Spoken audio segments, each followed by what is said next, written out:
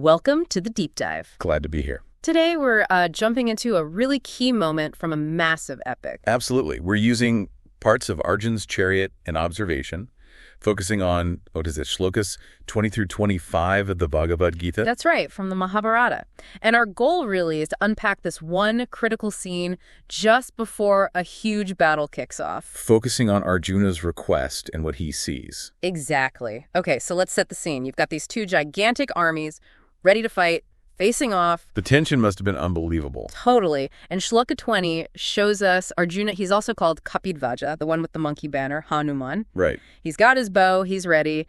He looks over at the other side, the Dhritarashtra's sons, and just as things are about to explode, he turns to Krishna, but he calls him Hrishikesha. Yeah, and that's really interesting right off the bat. Hrishikesha, controller of the senses. It's not just, hey, driver, Yeah.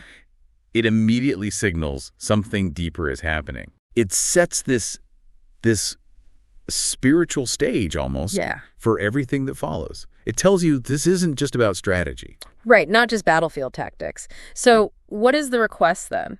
In Shloka 21, he says, Achyuta, another name for Krishna. The infallible one. Please place my chariot between the two armies. Seems simple enough. On the surface, yeah. A straightforward command. Put me here. But there's got to be more to it, right? Why that specific spot? Exactly. And Shlokas 22 and 23, they kind of pull back the curtain on why. Okay. Arjuna says he wants to carefully observe everyone who's standing there ready to fight. See who he's up against. Yes, with whom I must fight, essentially. But also, and this is key, he wants to see the ones who came to fight, wishing to please the evil-minded son of Dhritarashtra. Ooh, okay. So it's not just seeing the enemy soldiers. No, it's much more personal. It's like he needs to look them in the eye, see the faces, maybe understand the human cost involved before he commits to the battle. Wow. That's a heavy moment disguised as a simple request. It really is. It's like a pause for some deep internal reckoning. So how does Krishna Hrishikesha respond? Arjuna is also called Gudakesha here, the conqueror of sleep. Right. Well, Shloka 24 says Krishna, addressed like that, doesn't hesitate. Okay. He immediately drives this magnificent chariot right where Arjuna asked, placed perfectly between the two massive armies. Straight into the no man's land. Exactly. And Shloka 25 gives us even more detail. It says Krishna parks it right in front of these major figures, Bhishma, Drona, his own kinsmen, his teachers. Oh, wow. Right in front of them. Yeah, and all the other kings too. And then he just says to Arjuna Partha, behold these assembled Kurus. Just look. Pretty much. See, Krishna isn't just following an order. He's deliberately putting Arjuna in a position where he cannot avoid seeing who he's about to fight. Forcing the issue. Forcing him to confront the very personal, very painful reality of it all.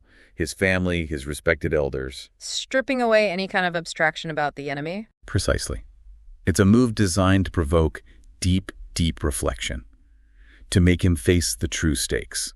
And that's really where the insight lies for you listening. What an incredibly powerful moment. Just digging into these few verses shows you so much. It's not just moving a chariot. Not at all. It's about how this act of observation, this forced perspective, can be absolutely critical before you dive into something huge and, frankly, terrifying. Yeah, it highlights the need to sometimes just pause.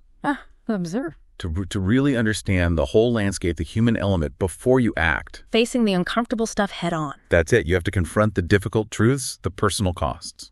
So maybe something to think about is, in your own life, when you're facing something big or challenging, are you willing to metaphorically put your chariot right in the middle, to really look at everyone involved, their reasons, the potentially difficult personal connections? Yeah, how might taking that moment for really honest observation, how might that change how you move forward? Something to definitely mull over. Until our next deep dive. Looking forward to it.